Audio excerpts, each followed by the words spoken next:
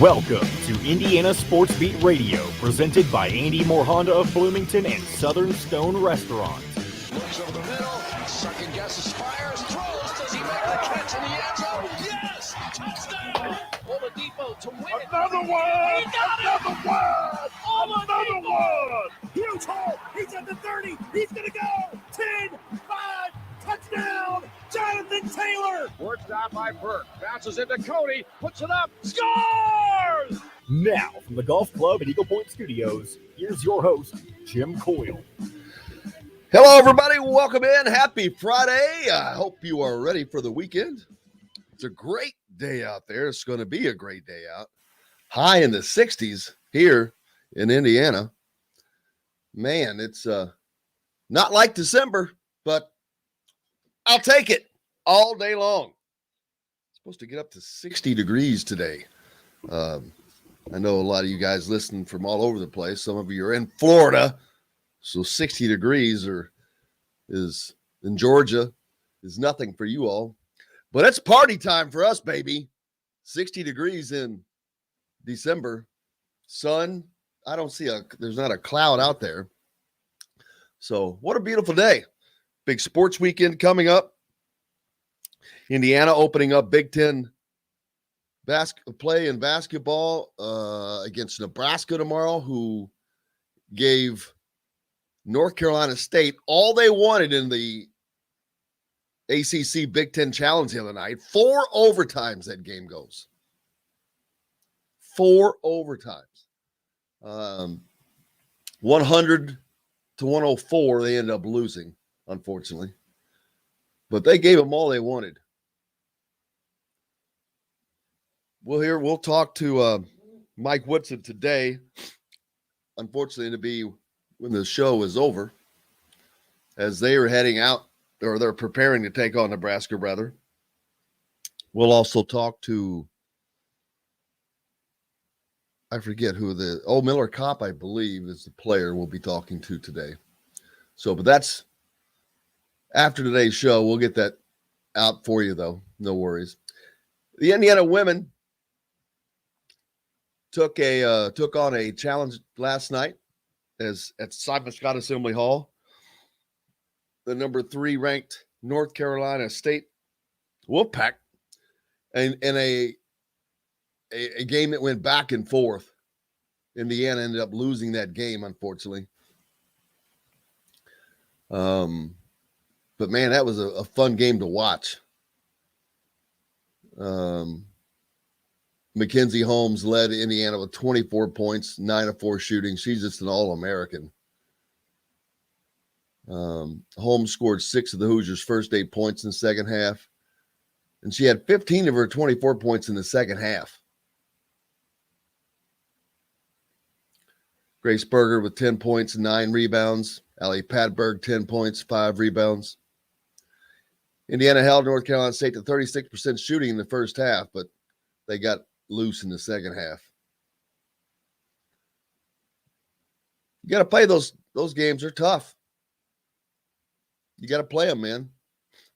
People are not going to go undefeated.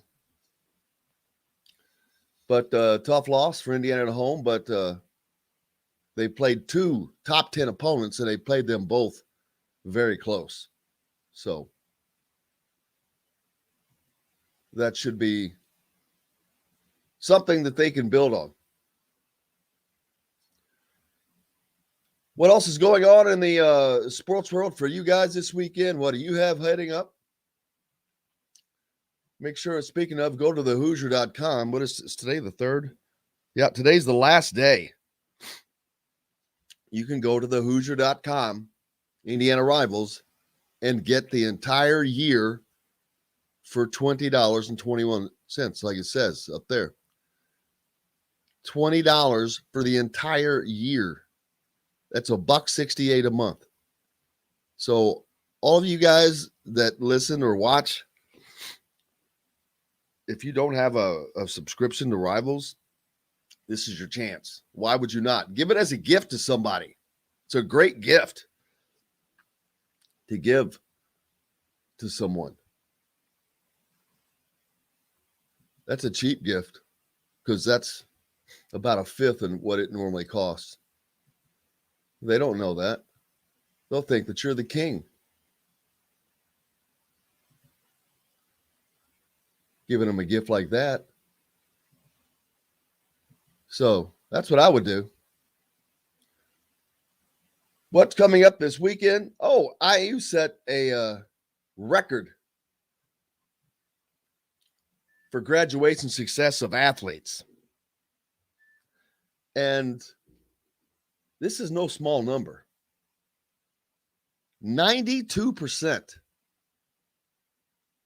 92% of all of student athletes graduated. The NCAA announced that IU established a new school record graduation success rate, scored 92%, breaking the previous mark of 91 from each of the last 3 years. So this is not something new. It's also the 10th consecutive year that Indiana Athletics has either established a new record score or matched its previous record. That's commitment. But you've got to give the students half the credit for that. But congratulations to both sides there. That's great work, man. Great work. Indiana's in bracketology. The latest already, I think they were 7th, the last that I saw. So those of you don't fear about that. I don't think Indiana's team is going to win the Big Ten or be anywhere close to winning the Big Ten. But they're going to make the tournament. They're going to be a top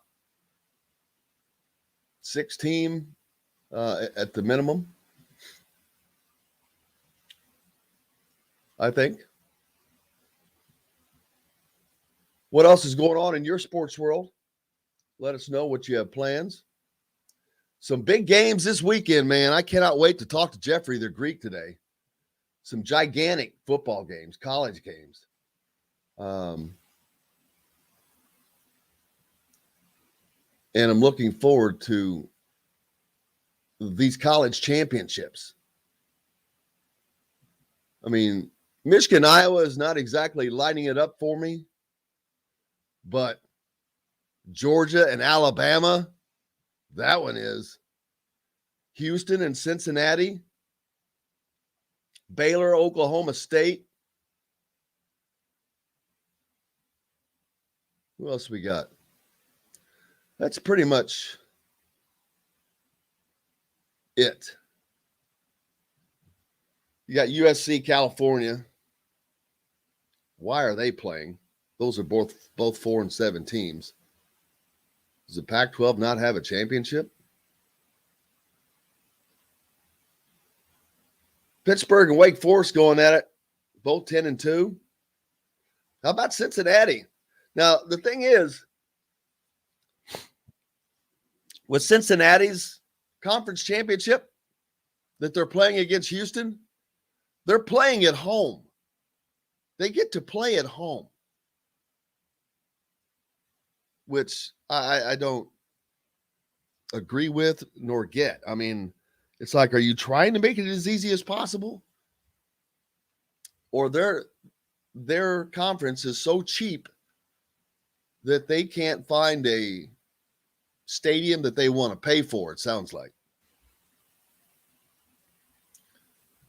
I mean, it's a good, cheap way to do that. But I look forward to talking to Jeffrey the Greek about all these. We'll get some picks out.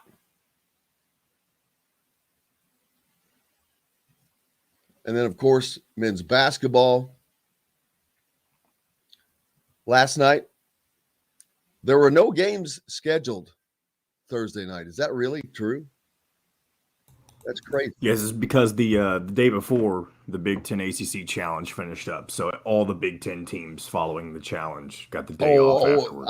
That's right. I have it on Big Ten. I was like, daggone it. I'm like, but I figured that's what you were looking at. I hate when I do that. When they have the, if you're looking on scores, you can actually put the conference or whatever, and it was still left on Big Ten. When I bounced on it, I'm like, you're kidding me? There were no damn games last night. But speaking of the challenge, once again, A lot the of Big games, Ten but took the not crown. many of note. What's that, brother? I said, speaking of the challenge, though, the Big Ten took the Big Ten ACC Challenge crown again. They won 8-6, Yeah. I believe. They got close. They were way out in front, like 6-2, 7-3, and then it got close. But yeah, the Big Ten ends up taking it 8-6 on Wisconsin's win. Yep. Wisconsin brought it home, baby. But the funny thing, 3 of the 6 losses the Big Ten suffered were in overtime. So you had Indiana, Syracuse, you had Northwestern, Wake Forest, and then Nebraska, NC State. Yep. Wow. So there's 3 more wins that could have easily gone Big Ten's way, and they could have really just wiped it out.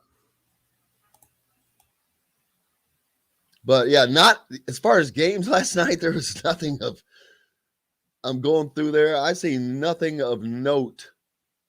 And I don't mean that to sound harsh. There's Detroit Mercy, Mike Davis's squad. You also can't forget 2 days ago, Tom Crean's Georgia squad beat Memphis, coming off of a loss to Wofford. That's how they bounced back from their loss to Wofford, by beating Penny Hardaway's Memphis team. Isn't Memphis having I know they were 18th ranked when Georgia beat them. I don't know how good they actually are. Really? That's where they were. Holy cow. Tom Crean, just when you think he's... But it's very on brand, though, because Tom Crean was very susceptible to losing to a bunch of teams he wasn't supposed to lose to, and then beating the teams he wasn't supposed to beat. So I think it fits very well with his track record. Yeah, I don't know how well it's going to go down there. Yeah, I don't think he gets past the end of the season, but who knows? Yeah, it is just nothing has happened as far as Tom Crean in Georgia. Georgia basketball has done nothing. Bruce Pearl has got Auburn rolling. Oh, daggone it. Rick Barnes came in and has Tennessee, playing competitive. Georgia never got competitive. I mean, they just didn't get where they were challenging people, and he can't get the recruits. He had a big one last year in Severe Wheeler. He jumped in the transfer portal, though, and headed to Kentucky. Yep. He just can't get the total recruits, but that's Tom Crean. I don't know what it was, because he was getting them for a while in Indiana. Then he aggravated the coaches. Yeah, just all kinds of stuff. Man, I'm looking forward to talking to Alec Lasley today. We'll talk some IU basketball recruiting notes. Get caught up on that. Jeffrey the Greek, cannot wait to talk some football, college football playoffs. Playoffs? Who else we got? We also have Zach Osterman. And then Zach Osterman. That's a full load right there, man. Gotta keep this. I gotta keep looking. We changed times by a half an hour last week. We can go ahead and break, honestly. We'll be ready I'm for just explaining to people why it was such a habit. I had them down in my head almost to a clock. Now, even though it's I have to keep looking. I'm like, where are we? What time is it? Muscle memory is all it is. It's all it is, man. It's all it is. Let's go ahead and take a break. When we come back, we're going to talk to Alec Lasley. We'll get caught up on some IU basketball recruiting, and we will preview Nebraska, who, like I said, man, they lost in overtime at North Carolina State. So playing on the road, not going to be a problem for the Cornhuskers. We're back with more here on Indiana Sports Beat Radio right after this. Brought to you by our good friends at Andy Moore Honda of Bloomington. If you're in the need for a vehicle, make sure you go to Andy Moore Honda of Bloomington. $0 down, 0% APR financing. They've got the vehicles for you, man. Back with more right after this. We'll be right back to the Golf Club at Eagle Point Studios for more Indiana Sports Beat Radio with Jim Coyle, presented by Andy Moore Honda of Bloomington and Southern Stone Restaurant. Whether it's a celebration.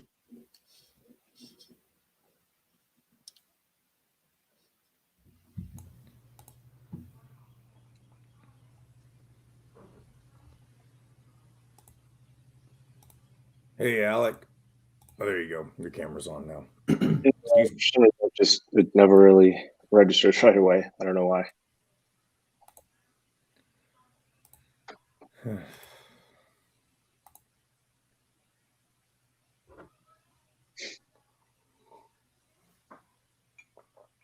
Where are you at today? The location looks different again.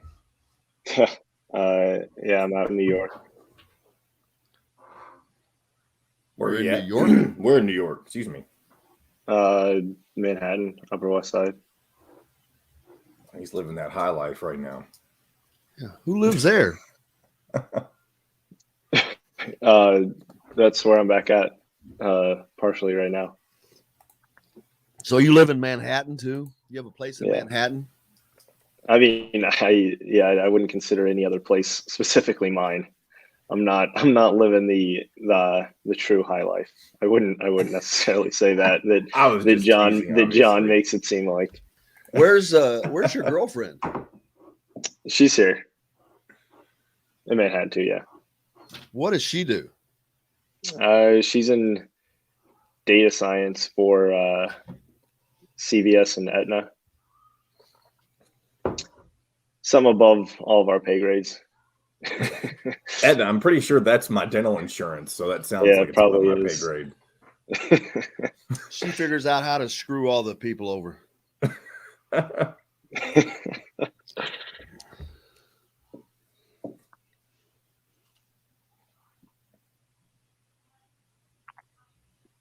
you watch any of that Nebraska NC State game earlier this week? Oh yeah. It was an interesting game. It was neither of those teams really wanted to win, but I tell you, Nebraska did a heck of a job for not having too many guys Battling on the road. And for already suffering a couple inexplicable losses. Yep. All right, I'm going to bring us back. Hey, this is Jim Coyle with Indiana Sports Beat Radio. We're now a part of the Rivals Network. TheHoosier.com is where you'll find complete coverage of the Indiana Hoosiers, as well as coverage of the Big Ten. Simply go to TheHoosier.com and sign up. It's free. You can also catch Indiana Sports Beat Radio there each day at your convenience, or you can find it any place you podcast or on this station each weekday. If we're not on the station where you live, we should be. Ask for Indiana Sports Beat Radio. This segment is brought to you by Andy Moore Honda of Bloomington. Now back to the Golf Club at Eagle Point Studios for more Indiana Sports Beat Radio with Jim Coyle, presented by Andy Moore Honda of Bloomington and Southern Stone Restaurant.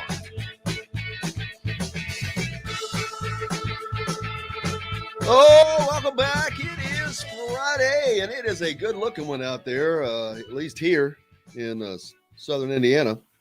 Bloomington. Going to be 61 degrees today. Sun is out, no clouds. Woo! I can hear the golf balls being hit already. Alec Lasley's joining us.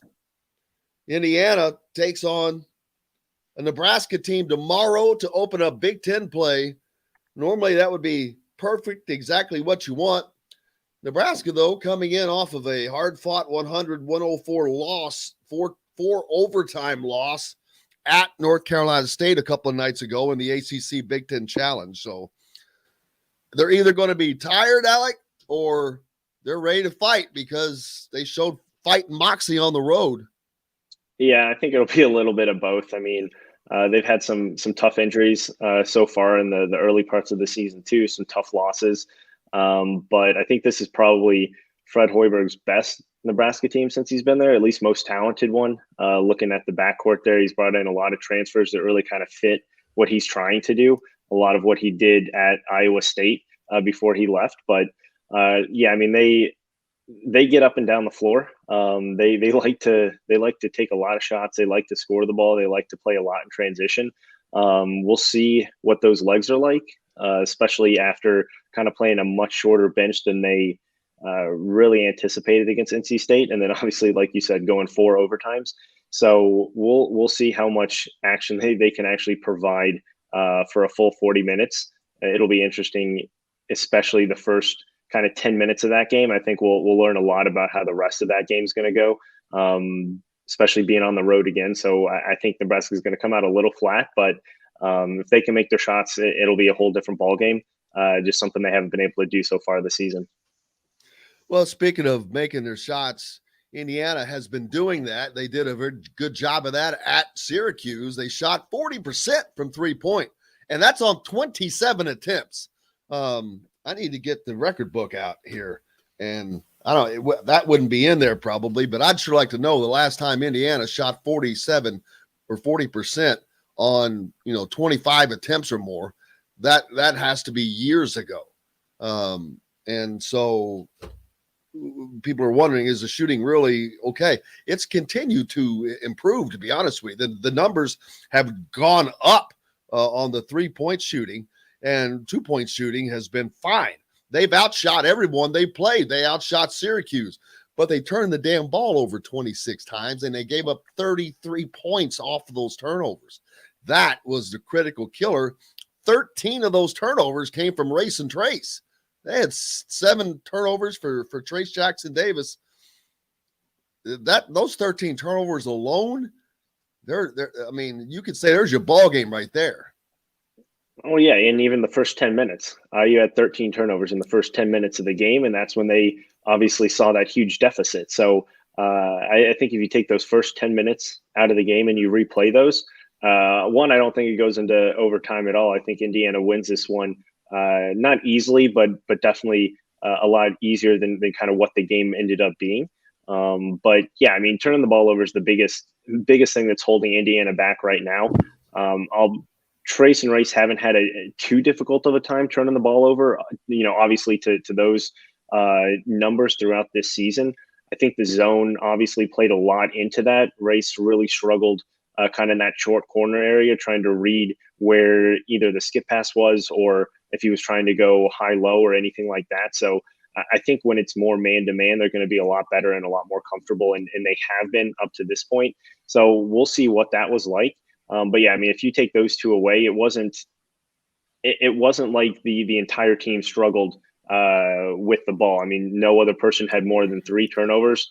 The guards themselves, for the most part, did a fine job. Obviously, there were some careless turnovers at timely possessions, and I think that's now the thing that you look to for Indiana and these guards, where you're really trying. If you're going to turn the ball over, one, it has to be a dead ball turnover. You can't allow the other team to go back in transition, which they did a few times against Syracuse as well. But you also can't have them, within 4 minutes, I would say, of either half. I mean, those are the 2 kind of most important segments of both halves. And Indiana struggled to do that multiple times down the stretch in the first half and then in the second half against Syracuse. So that's the biggest thing. We'll see what this guard rotation continues to look like. I think it's going to be a work in progress throughout the entire season still. What you have in Xavier Johnson, and now you just kind of have to figure out what kind of rotation you're going to get from Rob Finney and Christian Lander on a game-to-game basis. Yeah, having Xavier Johnson foul out the other night with just 4 points, that was a killer, especially down the stretch. They could have really used him. You also had Rob Finney foul out in just 14 minutes. That's not good. So you end up with Christian Lander down the stretch, and they could have used a veteran in there. There was a couple of times, as a matter of fact, Indiana could have still won that game, not getting a shot off at the end of the one overtime, not getting the ball inside on the other. So, but it is what it is, and hopefully they learn from that. Big Ten play, most important, but that loss is probably that could hurt them then into the year. I don't know that they're going to be that close. I think that they're going to be a team that's in. They're not going to be a border team, so I don't think it's really going to matter. But now you got to start Big Ten play, kind of, and then get back out of it. But I think that Indiana being at home crowd, I just don't see a Nebraska coming off of that loss on the road. That's kind of disappointing, and I don't see Indiana having any problem, to be honest with you. Yeah, I think the biggest thing everyone talked about after losses in Archie Miller's tenure, how they were not able to bounce back and how one loss turned into three quite easily. So I think that's the biggest thing. This is obviously Mike Woodson's first loss. Let's see how he kind of gets the team back into the groove of things. I am glad that it's against a Big Ten opponent, so we can see kind of right away what this Indiana team is going to be like, because regardless of the record, regardless of what Nebraska has been over the past 3-4 seasons, they still have a lot of really good talent on that roster. So Indiana's going to have to be ready to play from the tip, regardless of kind of what that record is, and being able to see kind of how they react to their first loss. We've heard Trace say how different this team is, the mindset, the mentality. We saw a little bit of that, obviously, against Syracuse, the ability to come back. Now let's see how they bounce back after a loss, and how they kind of move forward into the couple of Big Ten games that they have.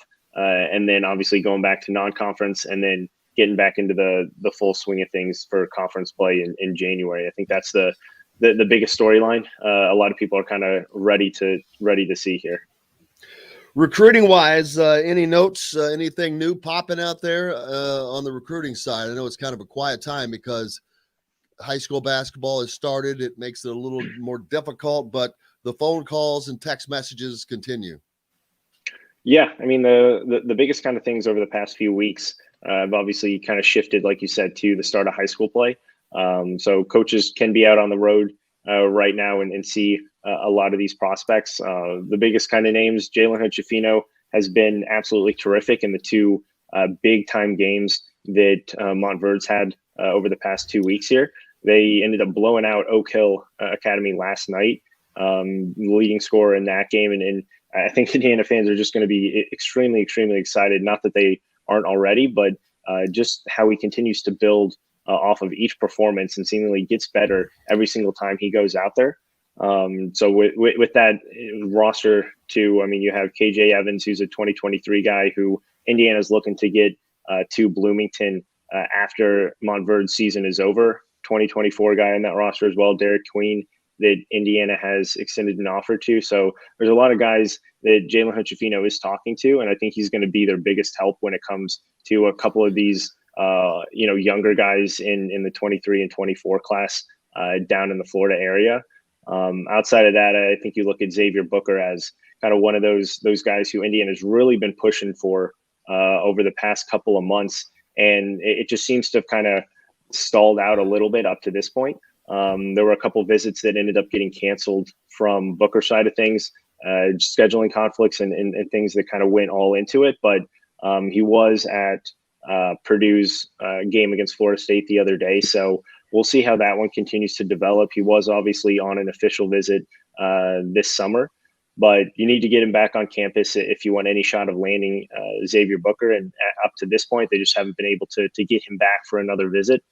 So we'll see if that kind of turns around here as we get kind of into the Christmas break, where he may have some more time to travel. I find that just little, it's so hard to understand that for a couple of reasons.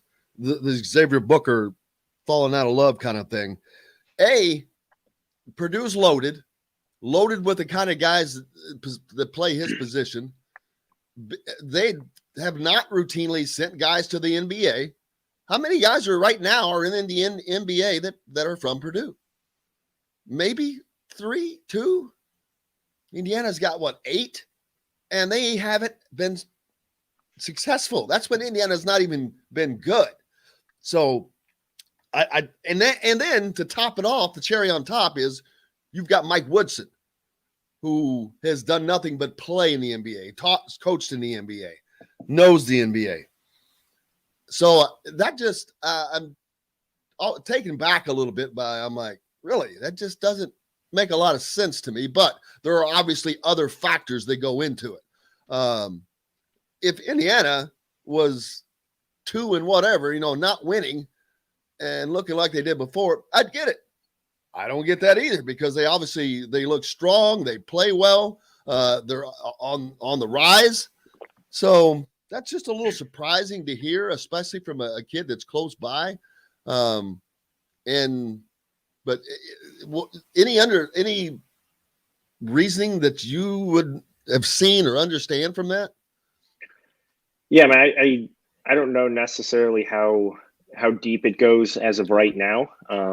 Again, he's still a class of 2023. He really has not played a lot of high school basketball. This is kind of the first year that he stepped into a big role for Cathedral, and obviously they're only about 2 games in up to this point. So I think once we get around to the new year, he should, like I said, be able, with Christmas break, he should be able to travel more, assuming they don't have any, kind of family vacations during that time. If he's not able to get to another IU game up to that point, maybe there's some time there to kind of look back and see, how legit of a shot Indiana really has at that. Indiana's done a great job up to, I would say about 2-3 weeks ago, before some of these visits started to get canceled. But I think you don't really start to freak out or lose sight on where Indiana is in this recruitment until you kind of turn the calendar and look into 2022. Because if he still hasn't gotten on campus at that point, maybe you start to think Indiana should be looking other ways, or maybe Indiana has started looking other ways, right? I mean, we know these coaches do a lot of scouting in between their own games, and we'll see the coaches probably get out to a couple Cathedral games as well. So at this point, I still think Indiana has a good shot of landing him, but I think it is starting to trend the opposite way, just because if you have 2 canceled visits in a short period of time and then make a trip to Purdue, there is something to say there. I know we're about to have to get you out of here, but on the football side of things, the guys, there are guys that won't be back. Peyton Hendershot. There's guys that have hit the transfer portal. Quite a lengthy list of names that have been important to Indiana over the last couple of years. Won't be here next year. Yeah, I think everyone was kind of expecting that, especially after how this season went with the COVID year, everyone getting an extra year. I think the one thing that is kind of good for Indiana is they're going to have a lot of options out there, and I think they learned from maybe the past year and a half of how they recruited, which was great, right? But I think they need to learn a little bit more from the last year and a half, and realize that they need to go out and get kind of major players right away, and not guys who maybe have to sit a year or two on the bench or be rotational players. I think Indiana obviously needs some major impact players on the defensive side of the ball, first and foremost, to kind of get back to the root of what Indiana football has been about under Tom Allen, which is defense first, and then capitalize on the offense there. But I think you have to look at the quarterback room as well, and you have to go out and get potentially a day one starter out of that quarterback room. We never really know what's going to happen with Michael Penix. We still don't know if he could be back. Maybe he goes elsewhere. There's still a lot of questions there. If he is healthy, is he going to be the starter? We saw what Indiana got with Jack Tuttle this year, and it just wasn't what I think a lot of people had expected. And then Donovan McCulley's still super young. I don't think he was ready for that moment either. So I think you look at the wide receiver position, obviously, is a must. The quarterback position, I think Indiana really needs to take a deep look at and go out and land someone big time in order to take this program back to what it was over the last 2 years, and not what it was this past season. And then the coaching turmoil carousel has just been crazy.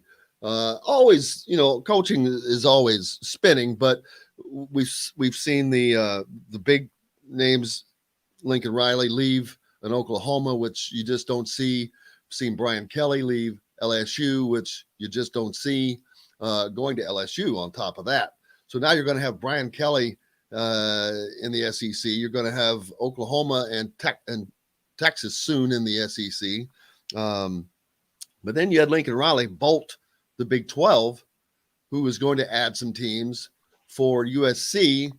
And this is all about, I don't know, if especially for Lincoln Riley, you're at Oklahoma, you just, there's not a a program that has a lot more success than that. And USC, of course, big time brand name. If you'd call it blue blood of football, that would be them back in the day. But I don't know that he's going to find an easier path to the college football playoffs, but maybe it is for him. Maybe it's because of it's USC. He's already landed. One of his big recruits has followed him, so that's not going to be a problem. Already a few of them have, and I would expect more to kind of go that way too. I mean, the easy answer, right, is maybe he just didn't want to compete in the SEC. He kind of looked ahead, and you look at the Pac-12, and that's definitely a lesser conference than the SEC. But you still look at Southern Cal, like you said, and it's kind of one of those true blue bloods. It's always like a UCLA in basketball. What Indiana, obviously used to be, and what they're trying to get back to. So that's probably the two main draws with him, and we'll see obviously if it works out for him in the long run. All right, man. Make sure you give Indiana Rivals and Alec Lasley a follow. And like I said, today is the last day you can get an entire year's subscription of Indiana Rivals for $20.21. Talk about a great Christmas gift. If everybody listening does not have the subscription, you should. You got to support the content so they can continue traveling and bringing all the information to you. Alec Lasley, appreciate you, brother. Appreciate it, guys. Have a good one. Back with more Indiana Sports Beat Radio right after this. We'll be right back to the Golf Club at Eagle Point Studios for more Indiana Sports Beat Radio with Jim Coyle, presented by Andy Moore Honda of Bloomington and Southern Stone Restaurant.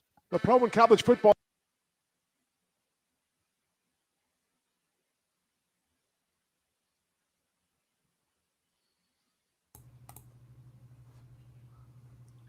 In what, football or basketball? I think that's probably basketball. That'd be my guess. I don't know that for sure, but well, football's been offering like crazy. They've been offering transfers like crazy. They're diving into the transfer portal. Well, they have to. Yeah, absolutely. Another thing too, Adrian Martinez, Nebraska's quarterback, jumped in. That's crazy. Wonder if he'll stay in the conference.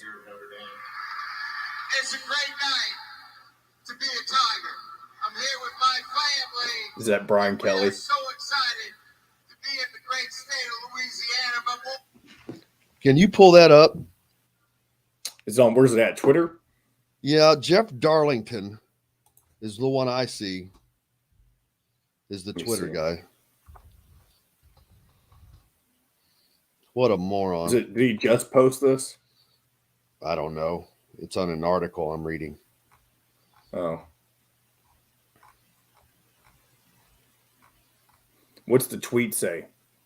So I can type in word and try to find it. I decided to go super investigatory. Here's Brian Kelly it's just saying, audio, isn't it? I saw that. What? It's just audio, isn't it? It's not actually. No, there's a video of him. Oh no, I see it now. All right, let me try to get that real fast. He posted it at 9:58. I see it. I'm gonna. He's trying to do a fucking southern. Whoops. He's trying to do a southern accent. He mentioned Garth Brooks too, apparently. Not in that video, but in something else. I also have a video of Arkansas Pine Bluff that I saw. I don't have it downloaded yet. Their head coach called a timeout and made them run sprints. There's a video of it. If I can pull it up, I can show that to you as well. Is it a basketball team? Yeah, Arkansas Pine Bluff. During the game? During the game. I don't know who they were playing, but it was a video posted yesterday. Please find that. Yes, I will. That's Bob Knight-esque, man. It could have been Pat Knight. I don't know if he's still in coaching, but that'd be funny. He is not. All right, here we go. 2021 Honda Passport. I'm getting that video uploaded in just a second. Once we get started, I'll have it up. $0 down. Get more to your door with AndyMooreHonda.com. Come see us at the all-new Andy Moore Honda, now in Bloomington. This segment is brought to you by Aurora Specialty Sleep Clinic. Now back to the Golf Club at Eagle Point Studios for more Indiana Sports Beat Radio with Jim Coyle, presented by Andy Moore Honda of Bloomington and Southern Stone Restaurant. Welcome back. It is Friday. Happy Friday. Hope you are ready for the weekend. Things are a lot calmer. Football is over, unfortunately, or fortunately, depends on how you look at it. For Indiana this season, in a sense, it's over. The coaching search is underway right now for the offensive coordinator. And I would expect that to happen ASAP. Couple of reasons. A, you're recruiting. You got guys coming in. They don't know who the hell their OC is going to be. Guys like Josh Hoover. And it's very important to know that. It's kind of hard to recruit guys when you don't have an OC, especially when you're coming off of a season like Indiana's coming off of. So, uber important. Then you've got December 15th looming. 12 days away. Early signing period. Very, very, very important. These guys are going to want to know who's in place. So it will be done before then. That's something I'm certain of. I'm going through we've been looking at Brian Kelly tweets from yesterday.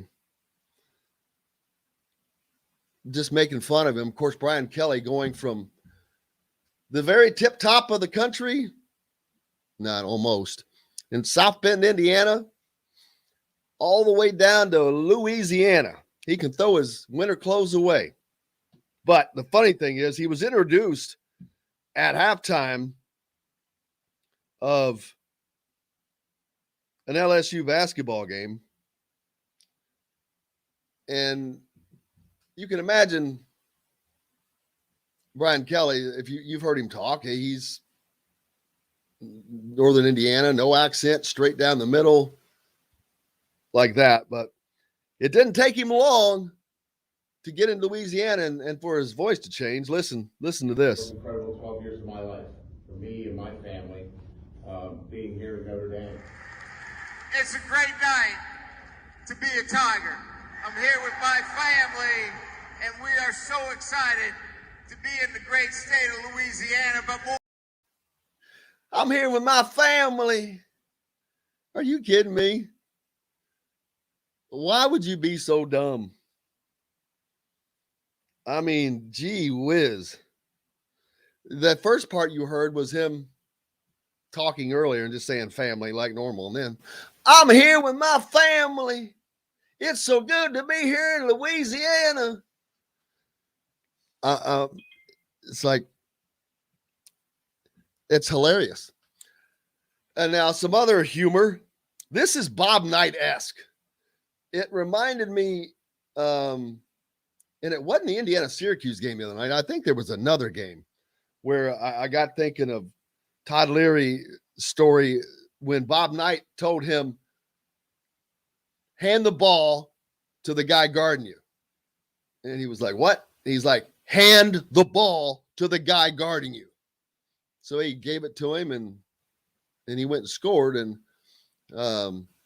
it was because they weren't playing defense. But I forget what game there was that pulled that thought back into me the other night. But this reminds me of that. This is during a game. John, what game is this? So this was Arkansas Pine Bluff. I don't know who they were playing, but their head coach called timeout to have them run sprints. What had they done? There's not much context to it, but let's go ahead and roll it and see.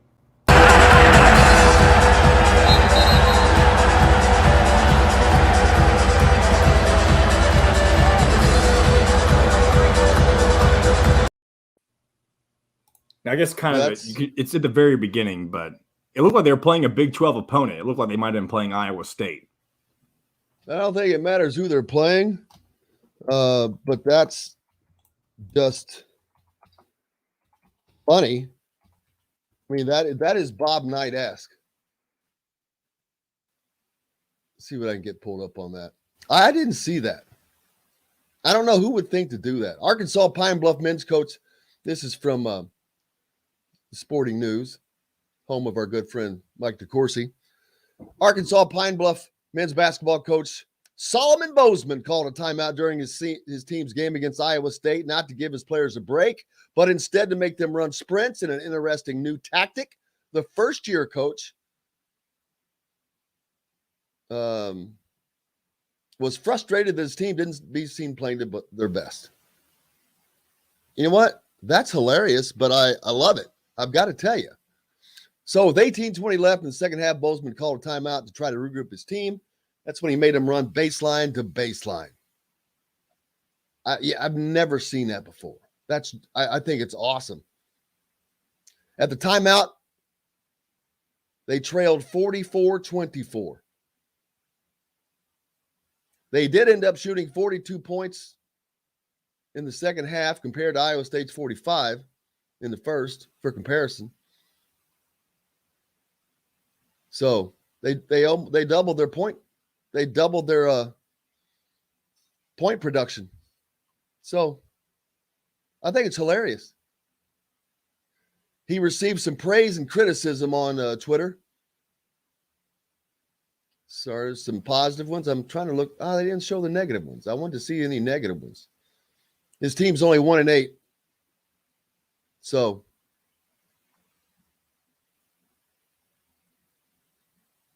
next Saturday, they have to play Baylor. They could be running a bunch of sprints. Whoo! That won't be good. Let's see. This weekend, what is the sports lineup?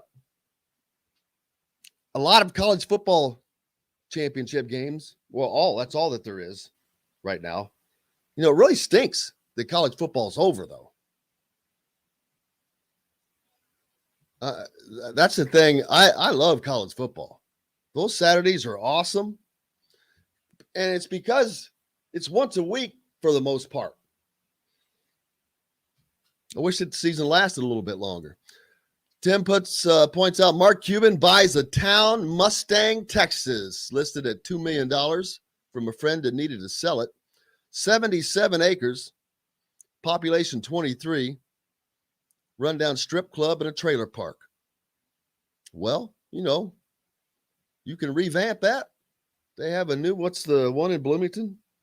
They only have one. There's one strip club in Bloomington. I've never been there, honestly. They were moved last year because they were built a park like on the other side of where they were. Night moves.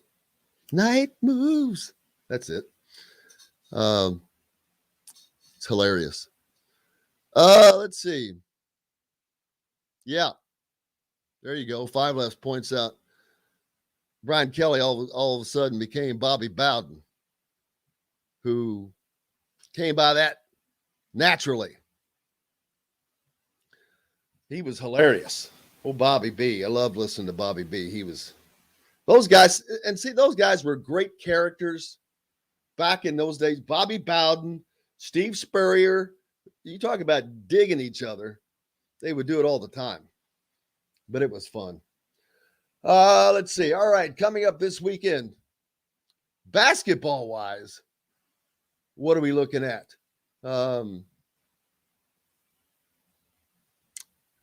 Today, is that today? Oh, I'm going the wrong way. Kansas travels to play St. John's. St. John's only loss right now to Indiana. They're 5-1. Kansas is only a 6.5-point favorite. Talk about Big Ten play getting underway for Iowa. 7-0 Hawkeyes team. They travel to Purdue. They're an 11.5-point underdog there. So There's a Big Ten game tonight, Friday night. That's a little unusual. BTN is where you can catch that. You've also got Rutgers, Illinois to open up Big Ten play as well tonight. Oh, I'm under top 25. What other Big Ten games we got? Marquette faces Wisconsin. That's not a Big Ten game, obviously, but that's not up on my. That's Saturday. I'm moving to Saturday. Oh, okay. I was going to say that. But yeah, Rutgers at Illinois tonight.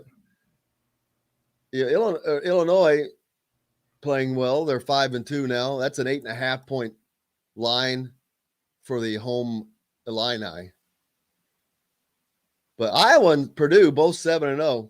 Should be an interesting game, but Purdue should handle that without problem. All games tonight. Yeah, Notre Dame's 3-3, one of Indiana's upcoming opponents. But Syracuse was 3-3. Those are games, they're just middling teams, but they're teams you have to fight and you can't make mistakes.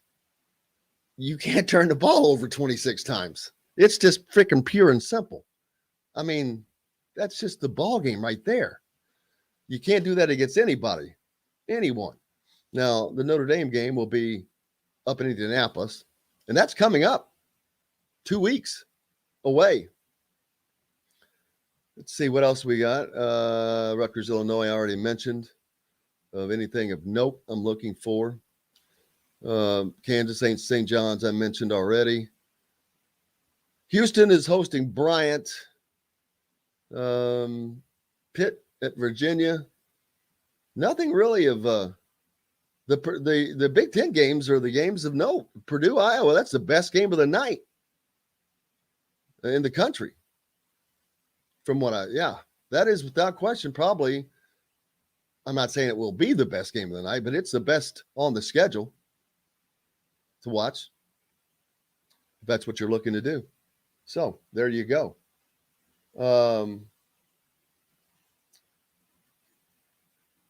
Let's see. Duke's win over Gonzaga drew the biggest regular season rating since 2019. Can't say that that's a surprise, but it's good to see that. That's hard to believe that with COVID and everyone shut in, that happened, but it did. David Cattell asking any IU football update. Nope. They keep that stuff pretty close to the vest. I've reached out and they're just, unless somebody can find out something, they're not going to reveal anything. A lot of times you can pick up things on the back end through the people that are being talked to, but I have no idea other than the names that we have talked about, put out. There's a list on thehoosier.com of some guys that are possibilities. The guy from UCLA, I just don't see coming here. He's a former IU player. Drawing a blank on his name right now. Then you've got guys, Grubb, who I think is he already gone to Washington with Kalen DeBoer?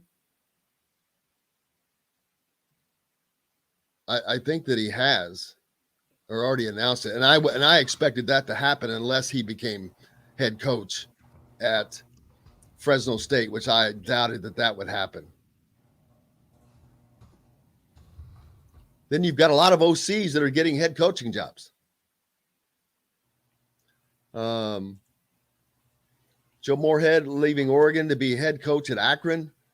Rich Rodriguez is going from OC to ULM. And now head coach at Jackson State. Yeah, he has fallen far. So the list of names, it's out there.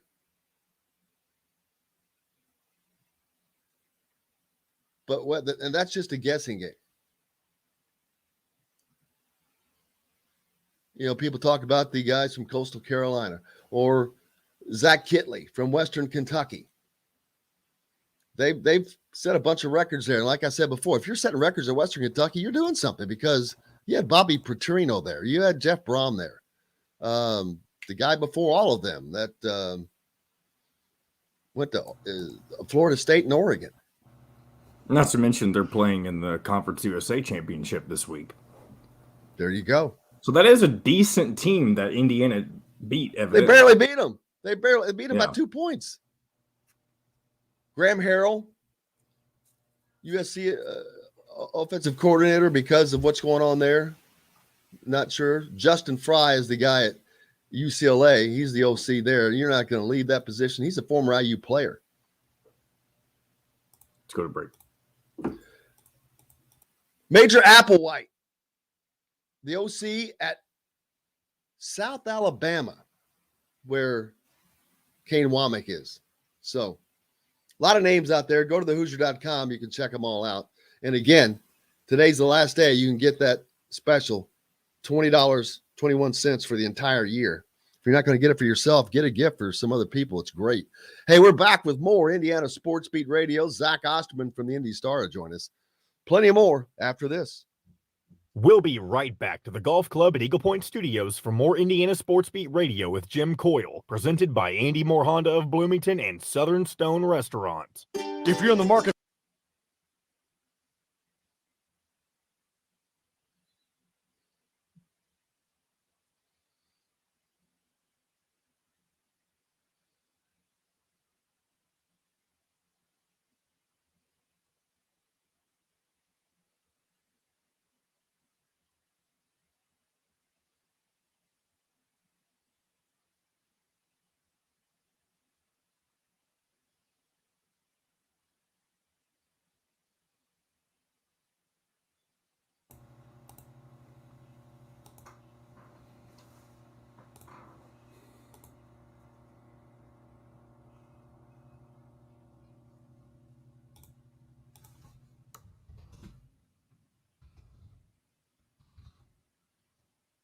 Wow. So they already named the Notre Dame coach? Oh, I don't know. I better say Zach's here, and I think he's joining us via phone today, so he won't have video. Hey, Zach. Hey, sorry, my phone's screwing me over here for a second. Oh, you're fine. No biggie. I'm sure many people wish mine would do that every day. Well, it every once in a while at random, it requires me to confirm that a link I'm opening out of an email isn't spam. Like it requires me to go through two-step authentication, which is, don't get me wrong, it's good.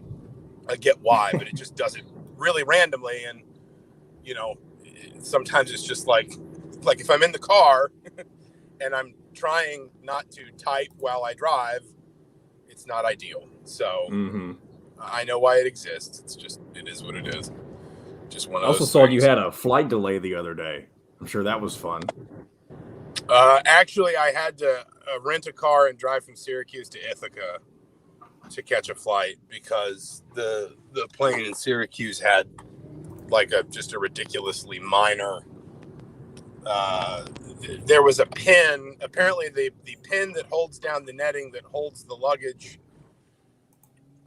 down in the cargo bay had broken, and there wasn't a replacement on hand anywhere, so we could not leave Syracuse. But I wanted to get home, so I rebooked a flight from Ithaca and drove to Ithaca. So it's just the fun of travel sometimes. All right, we're coming back from break. In today's tough housing market. Reach out to Cheryl Sizemore from Remax Advanced Realty at Cheryl@IndyHomePros.com or 317-298-0961. Cheryl Sizemore from Remax Advanced Realty. Let Cheryl Sizemore get you in the home you want today. Cheryl@IndyHomePros.com. This segment is brought to you by Yogi's Bar and Grill. Now back to the Golf Club at Eagle Point Studios for more Indiana Sports Beat Radio with Jim Coyle, presented by Andy Moore Honda of Bloomington and Southern Stone Restaurant. Welcome back. It is Friday. It's a good-looking Friday as well. And it just got better. Zach Osterman from the Indy Star joins us. Zachary, how are you, sir? I'm good. How about you? Cannot complain. It's Friday, and we only have one sport to cover this weekend, so I'm a happy guy. Yeah, it is going to cool off a little bit here for a while, I think. The only thing going on, speaking of football, is the coaching search, of course, for the offensive coordinator, which I talked about that a little earlier. Only thing I know is that will happen prior to December 15th and probably as soon as possible, because they're out recruiting right now, and there are guys that are coming in, guys like Josh Hoover, who want to know who their offensive coordinator is going to be. Yeah, I mean, I think it's obviously a difficult time. Not that there's an easier or harder time necessarily, but it is a tricky time to be hiring, in the sense that a lot of people are. There's a lot of staff turnover going on at the moment, just throughout college football. It's that time of year. And number two, as you said, Tom Allen is going to have to balance any phone calls, Zooms, interviews, sit-downs, anything he wants to do with potential candidates with what is an important and busy recruiting calendar for him between now and signing day. That said, especially given the potential impact of staff changes on the early signing window, because there's going to be guys, if you fire a coach at the end of a season, right at the end of a season, there's going to be guys that you're hoping will stick with you through December. This year it's 15th, but through mid-late December, who might have had a relationship with that coach and might feel a little bit, I don't know if the word is wounded, might just have some hesitancy about your program if that coach isn't there. You don't make a move like that without intending to fill that position swiftly. You don't make that move the day after the season just to sort of placate people who are frustrated or angry, or make fans feel better, or whatever you want to say. You make that move because you feel compelled that a change needs to be made, but you also make that move with the idea in mind, with the goal in mind, that you're going to have the replacement in place in time for signing day for the exact purpose you said, which is to give some reassurance to your commitments that, hey, this is the system we'll be working under. Here's how you fit. Here's why you're still a big part of in this case, Indiana's plans going forward. So the best laid plans don't always work out. Obviously, it can always kind of go pear-shaped on you, but I don't think you make a move that promptly, that swiftly, if you don't intend to also have a corresponding replacement in place by signing day. Do you think that Tom Allen has some people in mind or a list prior to the end of the season? I'd be surprised. I think if you're a head coach, you've always got a list. You've always got at least 2 or 3 guys in a drawer somewhere, in the same way that, like, I think an AD probably always has a list for coaches. If Tom Allen, I mean, I'm obviously making this up, but let's say for whatever reason, LSU had decided Tom Allen was the guy instead of Brian Kelly. And Tom Allen had walked into Scott Dolson's office and said, Scott, I'm sorry. You've given me and my family so much opportunity and we appreciate it, but LSU is going to pay me $8.5 million a year for 10 years. I've got to go. Scott Dolson, I imagine, has a list somewhere. Now, maybe it's not a hard list. Maybe it's not like a physical piece of paper, but he's got a list somewhere of, 3, 4, maybe 5 guys that he's going to call and check in on right away. And I think that when it comes to coordinators, I think a head coach will probably have similar, a similar sort of setup in mind, at least a couple names, especially if, and I, you always want to be careful not to put words in people's mouths, but I think we could all sense that Tom Allen was moving toward a change near the end of the season. He was clearly frustrated with the direction of his offense, or maybe the lack of direction within his offense. And I don't think it's a huge reach to kind of say it's putting two and two together to sort of track some of that frustration that was evident in his late season news conferences and press conferences. And again, the swiftness with which he made that move once the season was over to remove Nick Sheridan as offensive coordinator. You'd be very, very surprised if he wasn't, at very least, there weren't a small handful of names that he'd maybe gotten a little bit of a head start on. Now, that doesn't mean that you can just sort of snap your fingers and have a guy. It particularly if you're Tom Allen, you probably don't want to rush this hire. You want to be sure. And again, it's also a tricky time to be hiring. And I say this, I don't say this as this isn't like a burn on Indiana, but like it takes two. And it's really easy for fans to say, well, just go get Dan Mullen. And it's like, I don't think Dan Mullen wants to come be the offense. Like, I think Dan Mullen is probably content taking his buyout, hanging around, maybe seeing if he can get a head job again somewhere in the next 12 months. Like, there's still a hierarchy to this. And you can't just sort of like you can't just pluck any name you want. The coach you target has to be interested as well. And then, that you have to make sure philosophies fit and the numbers fit and all those different kinds of things. So my point is it can take time. But I would be very surprised as well if Tom Allen didn't at least have kind of an initial list to start working off of once he did announce the change. Yeah, I know a lot of people, their first thought is going to be De'Lon McCullough because of his experience in the NFL of working with Eric Bieniemy and Andy Reid and all of that. But he's never been an OC at least at this level. And that's one of the things that Tom Allen has done is not hire people that have not been OCs or coordinators before as a coordinator.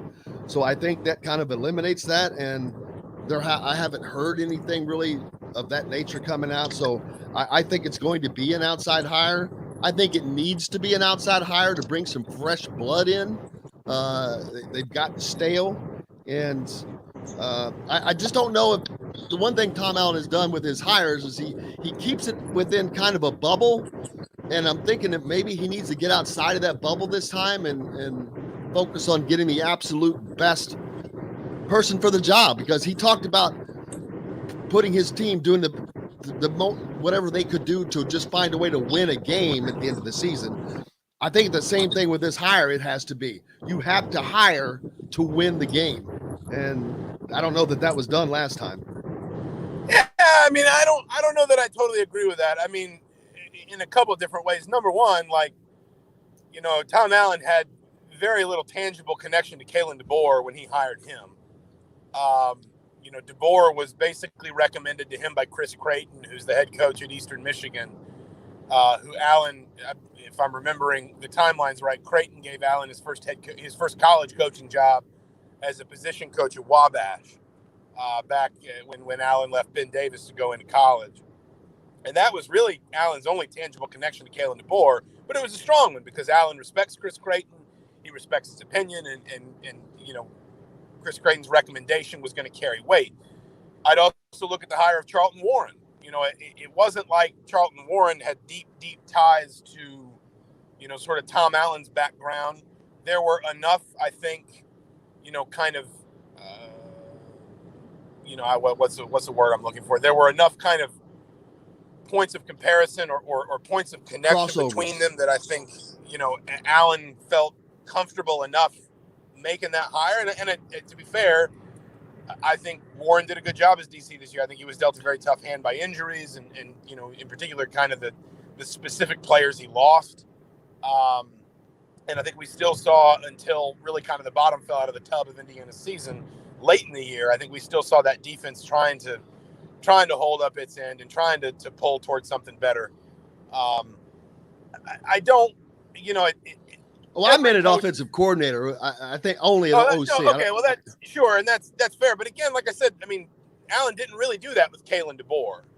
And that was completely out of the ordinary.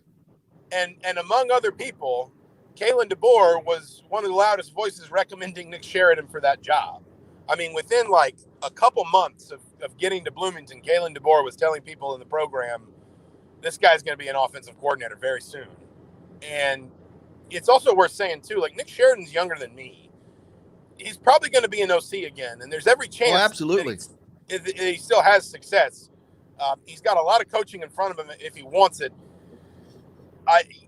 When I say this, what went wrong for Indiana offensively isn't fully a reflection on him. Obviously, it's partly a reflection on him, but it's also some circumstances beyond his control. And sometimes, unfortunately, things can just kind of reach a critical mass where you need a change that doesn't mean, I said this on Twitter a few days ago, there's not always a villain.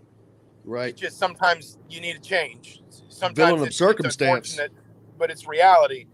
I just don't think Tom Allen hired Nick Sheridan because they're best friends. I think he hired Nick Sheridan because Allen did not have a really tangible connection to Sheridan before Sheridan came onto his staff 5 years ago. But I think Allen had come to respect and trust Sheridan. He had a lot of people there were a lot of people Allen trusted, Willie Taggart also among them. Obviously, Allen worked under Taggart at USF for a year. And Sheridan worked under Taggart at Western Kentucky and then South Florida. There were a lot of people Allen trusted that were recommending Sheridan to him. And in another world, I'm not sure we're having this conversation. I think there's a pretty feasible alternate timeline where a couple, three things happen differently, and Indiana's fine offensively. Maybe not amazing, maybe not explosive, maybe not best in the conference, but good enough. And sometimes it just kind of steamrolls on you. Now, that said, to your first point, I would be surprised if it's an internal hire. I do think you're kind of in a position because of the questions facing this offense. What's the long-term future at quarterback? What's the long-term future at running back? Quite frankly, right now, given the number of guys in the portal, what's your long-term future at wide receiver? I don't know that you can be breaking in like a first-time offensive coordinator or a guy who's never called plays, a guy who's never had to build a game plan, not by himself, but kind of be the architect of it, the sort of, the decision-making force behind it. I just don't know that Indiana can afford that this time. I think, with every one of his hires, even Nick Sheridan, Tom Allen has always kind of described his offensive coordinator as a head coach of the offense. And I think he's gotten more comfortable as the years have gone on, kind of speaking up in offensive meetings, being more a part of the offensive game plan, and not just sort of maybe giving the offensive coordinator, hey, this is kind of what I need this week, go make it happen. But he's still a defensive guy by trade. He's still a defensive coordinator at heart. He's going to give his OC a lot of leeway. He's going to give him a lot of runway to do whatever he wants. And I think in this case, given the task in front of whoever takes that job, I just think you need somebody very experienced. And I think it's fine if you set it up in a way to where you're kind of thinking it's going to be this guy. And then, you mentioned Dylan McCullough. Then, I don't know, Dylan McCullough is kind of his, second in command, if you want to say. And the long-term plan is hopefully to elevate Dylan at some point because, coordinators don't hang around forever. But I do think in this case you need somebody experienced. There's a lot of problems to solve for Indiana on that side of the ball right now. Absolutely. Tomorrow they get the basketball team back at it, and not only that, but they open up Big Ten play, Zach, with a Nebraska team coming in that gave North Carolina State all they wanted in the ACC Big Ten Challenge in Raleigh. Indiana ultimately losing 104-100 in 4 overtimes. It's an interesting game. I was among those that kind of thought Nebraska might take a step forward this year, and I know they've been a little bit rocky to start. I think I think that step forward could still be there for them. I think that it's okay if a fairly young and inexperienced team, starts the season poorly. I think we can have some similar conversations, maybe at a different level of expectation around Indiana. I think that Indiana's got a higher ceiling and thus has performed better so far this year. But I think that maybe in some in some similar ways, Indiana and Nebraska are on similar journeys right now, just kind of with maybe different destinations in mind, if that makes sense. The one thing I'll say for Nebraska is they've got guys that can be a problem off the dribble, and they've got guys that can be a problem scoring the basketball when they get comfortable. I think it's a game where if you're Indiana, you've got to identify the one or two pieces that you really take away that get Nebraska out of rhythm. Whether it's a McGowan's brother, whether it's Alonzo Verge, who I think has the capacity to be a real problem for Indiana. The fact is, Fred Hoiberg teams are really good offensively. Typically, they're well drilled, they're well coached, their concepts are good, their fundamentals are good offensively. And I think that, if you're Indiana, obviously you're coming off a game where you had some stretches where you did not play very well defensively at all. But I think you're even thinking about like a Marshall or a St. John's, and you're thinking about, times when maybe you struggled to stay in front of the ball or protect the lane, let teams get too comfortable, let things get too easy offensively for stretches. I think you've got to be really zeroed in on that with this Nebraska team, because I think you can score on them. But I think that if you're not careful, they can score on you a little bit too. And then you wind up, as NC State did a little bit, in kind of a dogfight down the stretch, and it's getting tricky and you don't know exactly how to manage whatever. So I think from Indiana's perspective, I think this is a game that obviously you can talk about things like turnovers. Those will always be fundamentally important. But I think this is also a game where if you told me right now Indiana has a really sort of solid vintage defensive display on Saturday, I think they win by 15. If you told me they struggle defensively on Saturday, I tell you, I think it could be a really tricky afternoon for them. Yeah, the loss to Syracuse, 13 turnovers between Race and Trace alone. That was pretty detrimental. They've got to get a better handle on that. But I think they will. The season's going along. As a whole, Indiana seems to be playing and doing exactly what they need to do. Way ahead of last year. Defensively, they're looking good. Offensively, they're getting in sync. Guys seem to be finding their roles. But I think Indiana fans got a dose of reality in the Syracuse game. That it's not going to be a cakewalk once the Big Ten season opens. It is chock full of good teams, and Indiana is going to battle every night, and that means including when Nebraska comes. Yeah, I think first of all, as with a lot of games in November, we're not going to be able to properly contextualize Syracuse or St. John's for that matter until February, March. When you're dealing with a new coach and basically a half new roster, what you're looking for kind of at this point in the season is glimpses and snippets. You're looking for kind of moments or stretches that you can kind of say, okay, it worked here.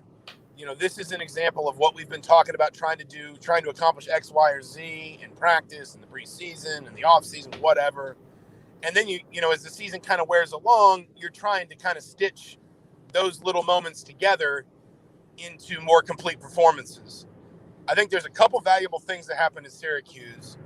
Number one, and this was sort of the theme of what I wrote after the game, I think there was sort of an element of like them kind of doing it the old way for 20 minutes and then going in at halftime, and not that this was exactly what Mike Woodson said, but almost kind of Mike Woodson sort of being like, all right, guys, now let's try it my way for 10 minutes and see how it goes.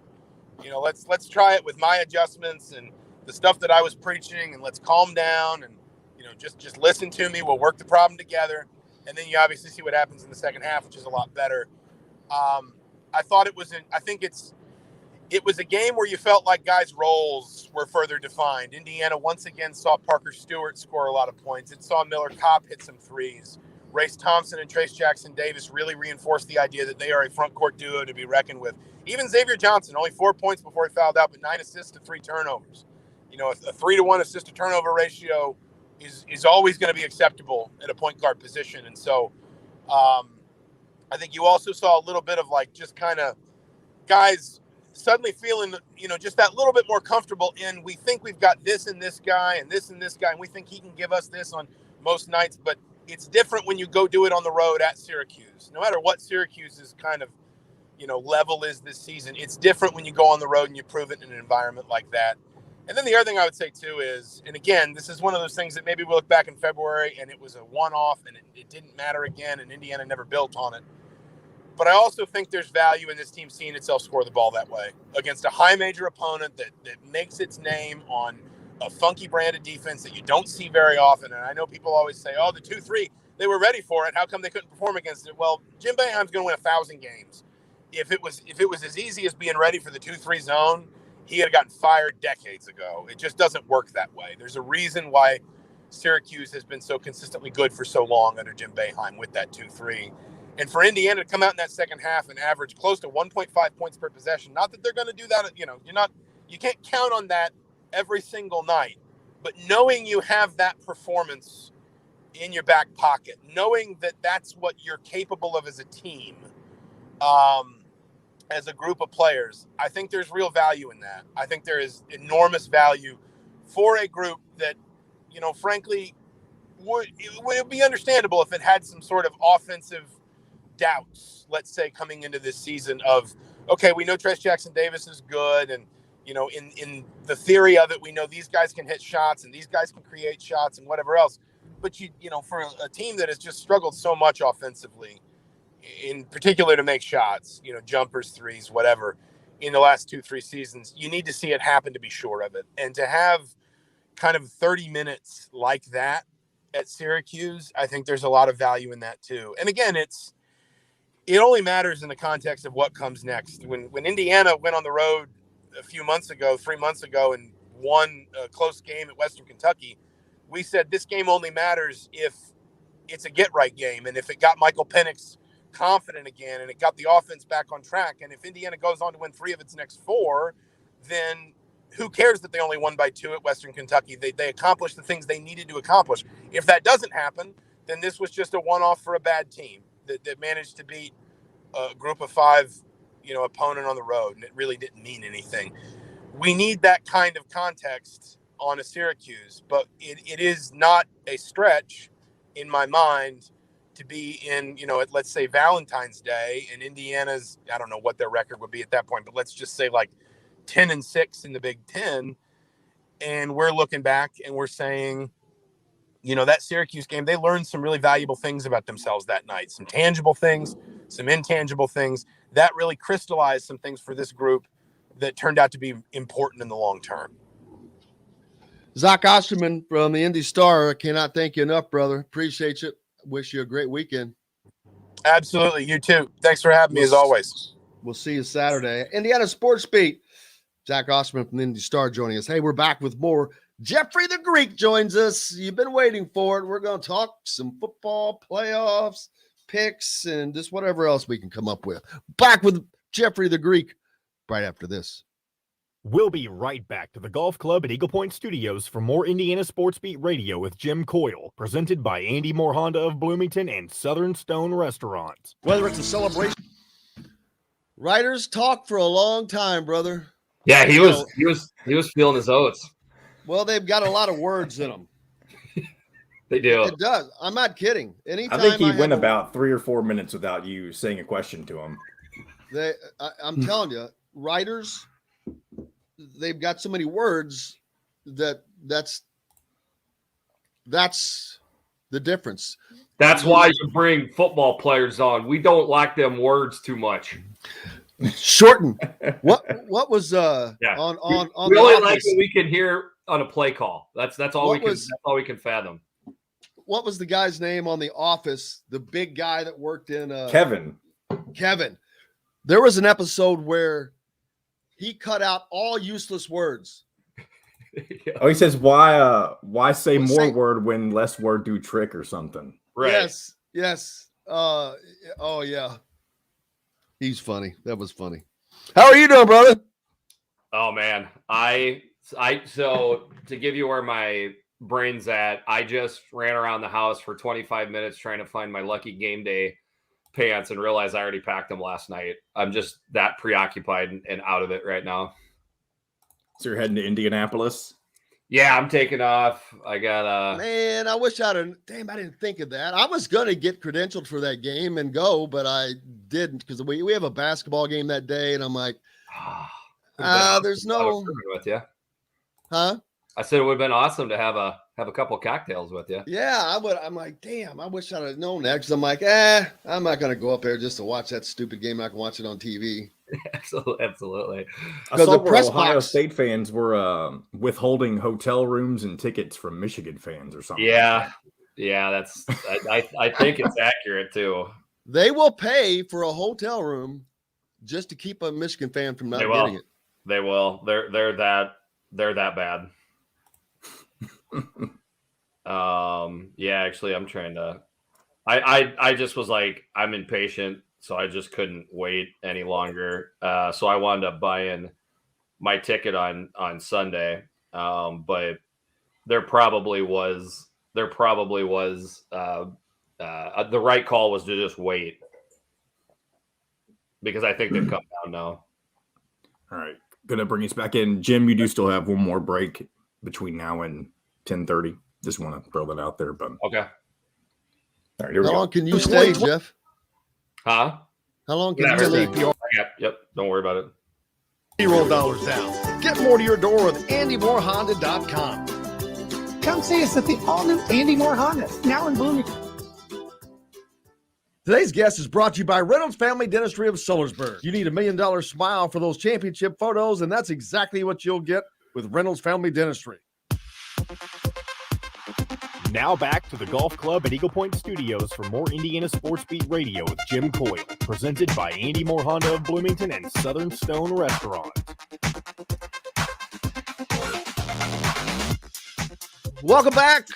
Indiana Sports Beat Radio coming to you on this Friday. I hope you are ready for the weekend. The weather looks incredible. If you're here, it's going to be 61 degrees, and I don't see a cloud in the sky. Jeffrey the Greek, how are you, sir? I am fantastic. Couldn't be more excited.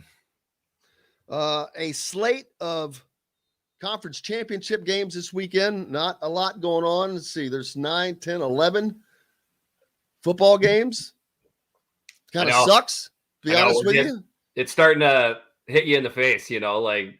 I thought about it a minute ago. I was like, oh, man, this is it. I was like, I love college. I love college football because it's once a week. Well, for the most part, forget about those Tuesday, Thursday games, Friday games especially. But Saturday, you look forward to Saturday. You've just got a slate, and it's just, boy, you could just gorge, and it's great. And college basketball is great because you got them all the time, and it lasts for a long time. But I'll miss college football so much. It's really fun, and it just seems like it comes and goes so fast. Yeah, my wife and I we have 2 boys. During the fall, we have a 5th family member, whether my wife likes it or not, and it's the college football season. So yeah, a part of me dies after the bowls are all over.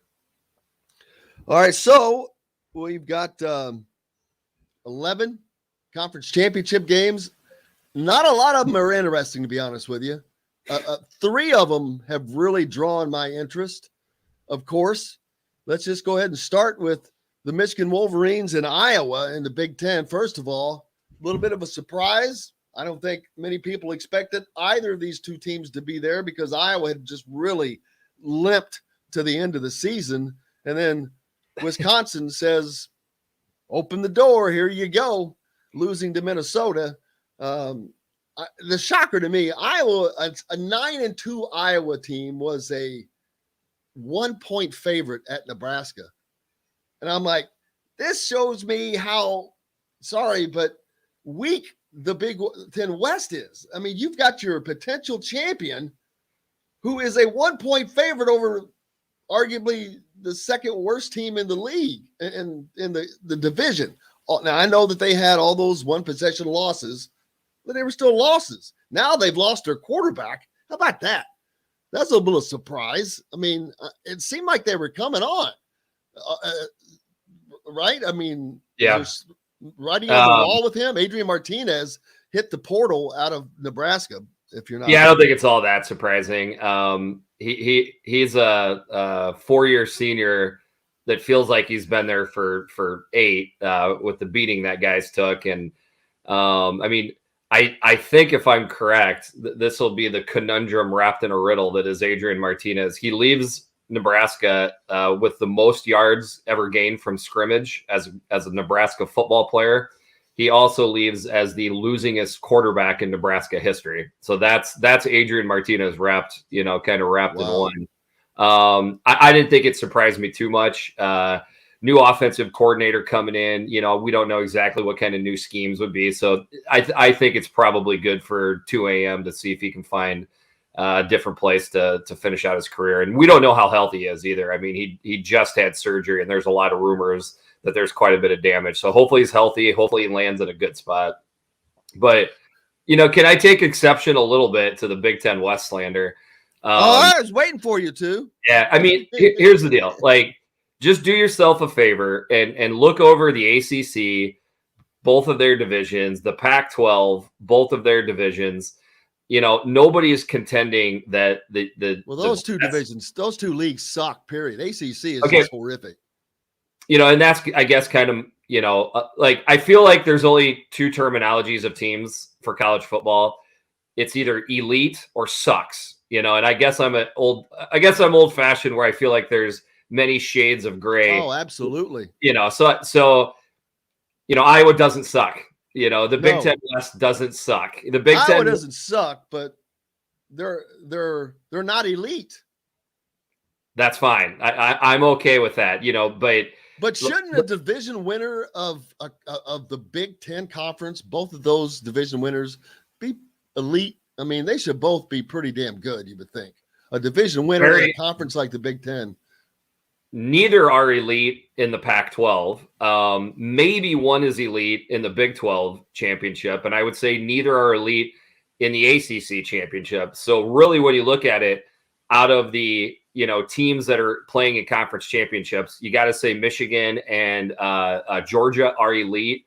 We'll find out about Alabama. That is a team that's looked, very, very good, but not elite most of the year. So we'll figure out Saturday afternoon exactly what we think there. But there's different versions of good is what I try telling people. So some divisions, like the Big Ten East to a certain degree, and certainly the SEC East, they have elite teams at the top. But once you get past the first couple teams, it starts to fall off. Now, the Big Ten East this year had Ohio State, Michigan, Michigan State, who are all fantastic. So that wasn't the case with the Big Ten East this year. It's been the case in the past. But again, like, look around college football. It's been the wealth has been spread out. There's only this is my fun little nugget for people. There's only 3 divisions. You got to kind of throw the Big 12 out of this. But there's only 3 divisions in college football that have had 4 teams ranked within the college football playoffs. Okay. The Big Ten East, and actually I take that back. The Big Ten East has only had 3. So there's only 2 divisions that have had 4 teams ranked throughout the college football playoffs. The Big Ten West and the SEC West. The Big Ten West has had Iowa, Wisconsin, Minnesota. The East had 4 ranked. Michigan. That's right. Penn State was in there once. That's correct. So back to what I was trying to say before. Only 3 divisions have had 4 teams ranked. They had 5. Indiana was in there to start the season. Not the college football playoffs. Not the college football. Oh, okay. Okay, my bad. So, and I think maybe Penn State was in there once. Point I'm trying to say is, at any point in the year, Iowa, Wisconsin, Purdue, and Minnesota have been dangerous teams. And I'd like to give a shout out to Illinois and Nebraska. These aren't teams that are easy to put away, as Michigan and Michigan State figured out, as Oklahoma figured out. I know those wound up being losses, but those were close games showing the depth. Like, again, I'm not saying the Big Ten West is as good as the Big Ten East. It's not. But to then say, well, since it's not the Big Ten East, it quote unquote sucks. That is something that I'm very tired of hearing, and I'm going to fight somebody that says it every single time. I think the Big Ten West is not only average, I think it's above average. It's a darn tough division to win. Well, it's in the Big Ten, so that definitely makes it tough to win. But I think that we're used to those Wisconsin teams that were just better, the Iowa teams that were just better. Although Iowa, like I said, they end up finishing the season 10-2. So you win 10 games. It didn't look as it was eye test, I think. Oh, and there you go. The aesthetics is what plays into this. And there was shuffling of quarterbacks in the Big Ten West. So that's going to have, cause some issues. But outside of Northwestern, by the end of the year, every defense in the Big Ten West was playing good. Like, there is very, very good defenses in the Big Ten West. I think that'll show out in the Bulls and in the Big Ten East. It's kind of crazy, but there weren't very good defenses. The only team that has a good defense, coincidentally, is the one that's going to represent the Big Ten East and the Big Ten Championship with Michigan. Ohio State's defense struggled. I think it's pretty fair to say Michigan State's defense was pretty bad at times. Indiana fell apart. Maryland fell apart. Rutgers was okay. Then they fell apart. I mean, it's what's more interesting is just how different the Big Ten East and West were aesthetically this year. Absolutely. And how about that Michigan? Yeah. Ohio State game. So it had to come. It had to come at some point.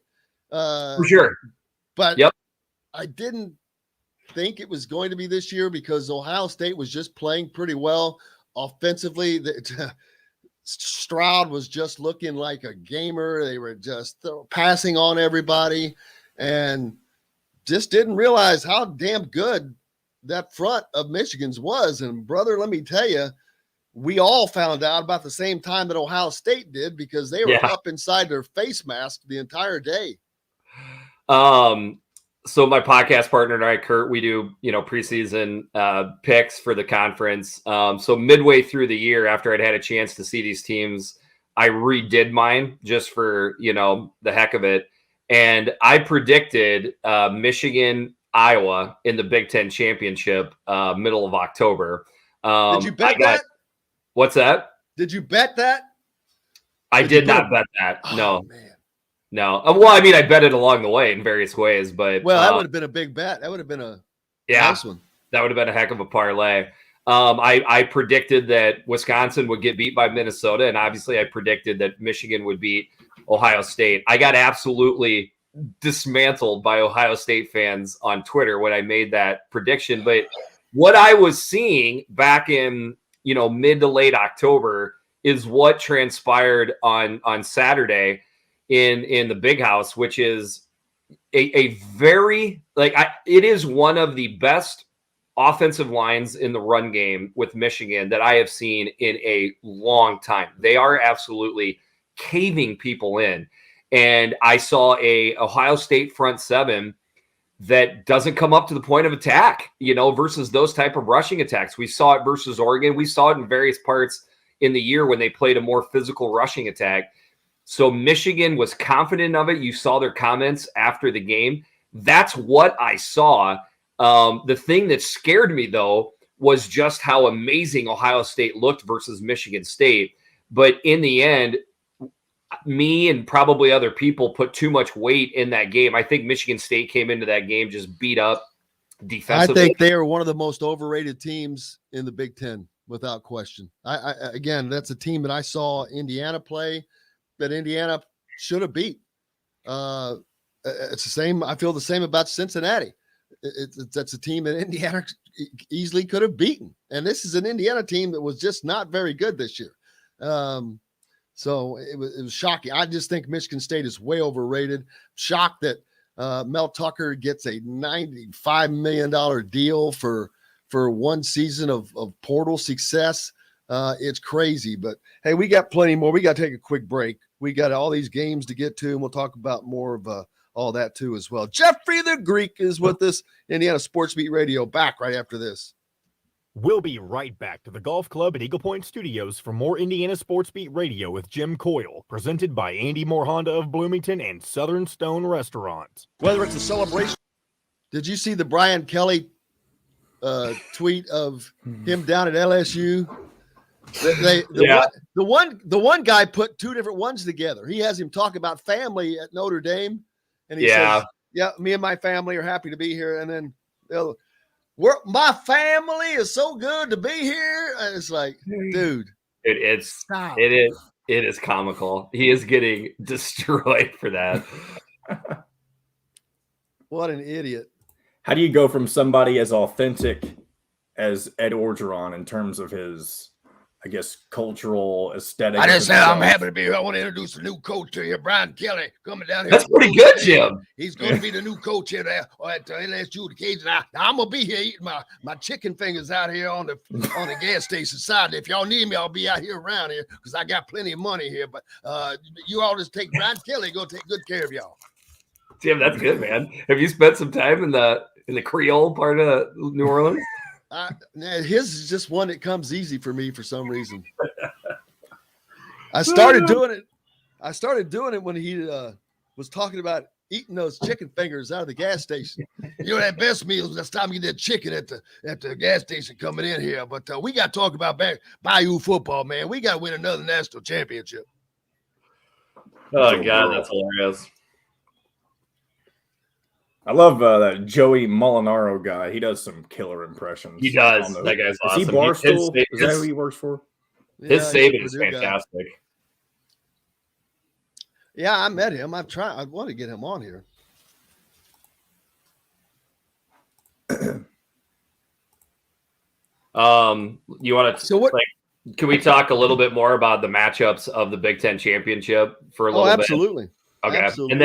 And then I actually have some other. I actually have some other. I like the under in the Pac-12 championship tonight, and I like the under in the SEC championship. We'll have just under 15 minutes. What is the under in which one? 46 and a half for Baylor, Oklahoma State. Yeah, I think I like Oklahoma State in that game. I think they're still negative. They're still 5.5 point favorites, I think. Yep. I'm an Oklahoma State fan. Okay. 11 points is too much for me for Michigan against Iowa. Okay. But yeah, Iowa's record in when they are like two score dogs. All right, we'll get to it. All right, here we go. Jason, where you live, we should be at for Indiana Sports Beat Radio. This segment is brought to you by Bubba's 33 in Clarksville. Pizza, burgers, beer. Now back to the Golf Club at Eagle Point Studios for more Indiana Sports Beat Radio with Jim Coyle, presented by Andy Moore Honda of Bloomington and Southern Stone Restaurant. Welcome back. Indiana Sports Beat Radio come to you on this Friday. I hope it's a good one for you. Ready for the weekend. Lots of things going on. Less things going on, actually, but there are 11 college football games left until bowl season hits or all-star season hits. Jeffrey the Greek with us, as always.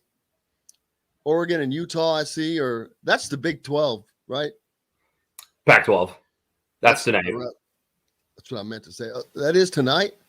Yeah. 8:00. Wow. Yeah, so Utah took Oregon behind the woodshed when they played just a couple of weeks ago. And they're only a 2.5 point favorite. Right. So there you go. I mean, that kind of gives you a little look in the speculation part of gambling. Because again, it's to get the equal amount of bets on both sides. That's the way to do it. And people, that would seem like Utah should be getting a lot more points. Yeah, you would think. I think a lot of people have the scars of 2 years ago when Utah and Oregon met or maybe that was last year. It might have even been last year. And Oregon just destroyed Utah. So I think people still have that, in their mind a little bit. I like the under in this game. You could probably a lot of points, 57. Yeah, 57.5. You might be able to get 58 somewhere. If you watch any of the game the last time they played a couple weeks ago, Utah's defense looked really good. I mean, they limited Oregon, scoring the ball pretty much all game. Utah scored on a lot of kind of, I don't know if there was a pick six, but I'm pretty sure there was a special teams touchdown and kind of fluky plays. So really that was more of to me, like a 47 to 50 point type of game as far as the game total. So I feel like this is close to a touchdown too high. So this is one I really like. I think this winds up being like a 28-20 Utah win. Yeah, those 2.5 points. That's hard not to take. And which I meant give up. Yeah. Which makes me the most nervous about taking it, obviously. But they know what they're doing, man. Yeah. Let's just start at the top. The Big Ten. Yep. Michigan, Iowa, two teams that neither team that many people expected to be there, mainly because, well, not that Iowa didn't, but it looked like Wisconsin. It was Wisconsin's to lose, and that's exactly what they did. They lost to Minnesota, so Iowa says thank you very much. We'll take our 10-2 record into there, and Michigan knocks off and vanquishes the devil for them, and they beat Ohio State, and they are going to the Big Ten championship. And more importantly, if Michigan wins, they're going to the college football playoffs. If Iowa wins, they're not. The Big Ten's only shot at having a team in the college football playoffs is for Michigan to win this. There's just no way that I see Iowa being able to jump. I had that pulled up, the college football playoffs list. Yeah, if you what's interesting is, both Michigan and Iowa play a switcheroo in that last week of the season with their rival. Iowa with Wisconsin, Michigan with Ohio State. Everybody thought it was Wisconsin versus Ohio State for the Big Ten championship, and we got kind of the opposite, so to speak. Michigan have tossed away a lot of the negative connotations that's been, wrapped around them for the past 3 or 4 years here. They started the season unranked and finished it ranked, which is the opposite of how it's been for quite some time, which is starting the season ranked too high, annoying people, and then they kind of falter at some point in the season. So they completely, flip the script all this year, with obviously the biggest exclamation point being, just beating the brakes off Ohio State. With Iowa, pretty interesting, but they start the year with 6 wins. They lose the game going into the Idle Week, lose the game coming out of the Idle Week, and then win 4 games in a row at the end of the year to get to Indianapolis. So they were pretty much steady all year long, except for, some hiccups in the middle. So I definitely understand why I predicted it a 9.5 point spread. So it was a little bit higher than what I thought it would be. Do your research on Iowa being more than a touchdown dog pretty much in any game. They do very, very well as somewhere around 10 point to 2 touchdown dogs. Who's that? What's that? Who was that? I mean, anytime Iowa's more than essentially a 9 point underdog, I don't know what the exact number is, but I think there's something like 18-2 in the last 20 games against the spread when they're roughly a 10 to 2 touchdown underdog. So. But as far as that's just a lot of points, man, for a Big Ten championship game. I hope so. For me, what's going to be interesting in this game is, and like I've been telling people all week, I try to do the best I can of being a neutral person when I'm on the podcast and picking games. I've picked against Iowa several times in the past. It's hard for me to separate my fandom, this week with the Big Ten championship. What I think you'll see if you looked up the history of Iowa football in these type of games is this is when Kirk Ferentz is at his loosest with the play calling. You will see an explosion of points. And something that you saw like 3-4 years ago against Ohio State. I mean, Iowa was 2-3 touchdown dogs against Ohio State when Braxton Miller came in and won that game outright. And they were throwing the ball down the field. We had tight ends flexed out, things that you had never seen before previous to that. I think we're going to see something like that versus with the Iowa offense tomorrow. Or we're going to come out in 3 tight ends and just try to run it at them most of the game to try to negate the pass rushers of Aiden Hutchinson and David Ojabo, who are insanely talented. And we've got 2 young tackles on the offensive line. So that's kind of the fun stuff that I'll be looking at as soon as, we snap the first play of the scrimmage. It's going to be amazing to watch. Yeah. 43.5 is the over under, and they might struggle to reach that. I mean, Iowa's not going to score a ton of points against the Michigan front, I don't think. I don't know that Michigan, although they scored 40 something on Ohio State. So they've shown that they can bust it loose, man. Yeah, I'm going against the public a bunch this week, apparently, because this is the way. Here are the 3 scenarios that I see for this game. Okay, somewhere around a third to 40% scenario is what you kind of laid out there, which is kind of a slugfest, 20-13 type of game that finishes under the 43.5. Certainly can see that game. I wouldn't be surprised in the least. The other 2 scenarios that I see for this game, the second scenario is just a good game. Okay. At 27-21, okay, 24-21, that's an over, a 28-24 is way over the 43.5. That's what I'm expecting out of this game, is just a quote unquote good game. The third scenario, unfortunately, that I see transpiring is Michigan winning 38-13. They just put it on Iowa's defense and we can't stop them. So to me, the most likely scenario is this actually goes over the 43.5. I thought this line would go up. It really hasn't moved all week long. So, trying to look at it as neutral as I can. That's the scenarios I see. So for me, 2 out of 3 of the scenarios are over. Bet the over. And I'm assuming you're assuming that Michigan is going to win this game. I've got Iowa winning 26-24, driving down the field down 24-23 and kick a last second field goal. I see shaking your head, Jim. I understand, but like I said, this week I'm less Jeffrey the Greek and more Jeff the Hawkeye fan. I hear you, man. Wave your freak flag, baby. It's quite all right. I've got a question for you, Greek, about the scenario if that happens, the playoff scenario. If Iowa wins, what do you think the CFP rankings look like going in next week? I already told you they don't go in. There's no chance that Iowa will jump because they're way behind Ohio State, number 1. Number 2, you have to worry about what Oklahoma State does. If Oklahoma State wins, and first of all, Alabama is playing Georgia.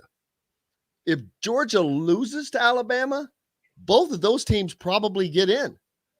You're not going to kick Georgia out. If Alabama loses and Oklahoma State wins, they're in. Right. Notre Dame is sitting right there waiting. Notre Dame, yep. Oklahoma State could lose. Alabama could lose. And then there's going to be Notre Dame with Brian Kelly just off to LSU in the freaking college playoffs. That would be the nuttiest thing of all time.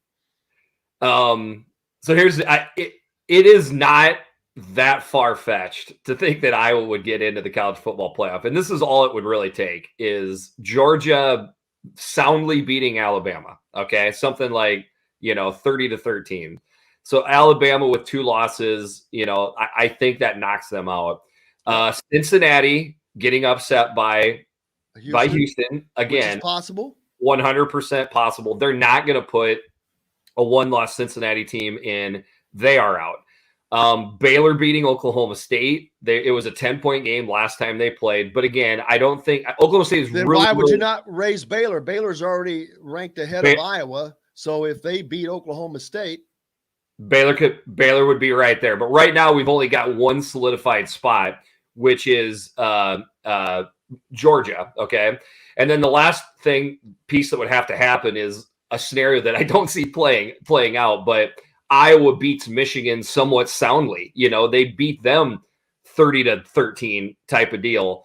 If that's the scenario, you've now got a 13-0 Georgia versus an 11-2 Big Ten champion Iowa, probably in with Notre Dame and Baylor. Potentially. So if chaos rings true, plus Iowa wins convincingly, it's possible that Iowa gets in. So you're saying there's a chance. I'm saying not. There is no chance for Iowa to get into the college playoffs. But all right, real quick, Georgia, Alabama. Yep. Georgia's a 6.5-point favorite. Who wins that game? I mean, it's crazy. Everybody kind of sees it the same way. You have got a Alabama offensive line that has struggled this year. They have not looked good versus even mediocre opponents, and now they're playing that Georgia front seven. It just seems like Georgia's going to just manhandle them. But on the other side is the Nick Saban versus Kirby Smart matchup, which then strongly favors Alabama. Here's my thought process with this. I refuse to bet against Alabama, but at the same time, I refuse to bet against this Georgia squad. So I'm going to take the under, okay? 49.5 in this game. I think we're going to get a good old-fashioned, early 2000 SEC game that's going to break out. I think little Nicky will design a couple things defensively to limit Georgia's offense. Georgia's defense will do Georgia's defense thing. So I see something like a 21-13 type of game.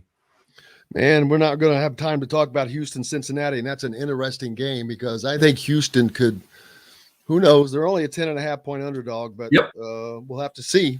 But Jeffrey the Greek, thanks so much, brother. Look forward to doing this again next week. We'll wrap up and we'll start heading into bowl season. Hey, guys, always awesome to talk to you. Go Hawks. Thank you, sir. Appreciate it. Jeffrey the Greek joining us, and big thanks to everyone else today. Alec, Lasley, and Zach Osterman from the Indy Star. Have a great time, guys. Have a great weekend. Of course, tomorrow, Indiana taking on Nebraska. We'll have the post-game show afterwards. Until then, I'm Jim Coyle. I will see you on the radio.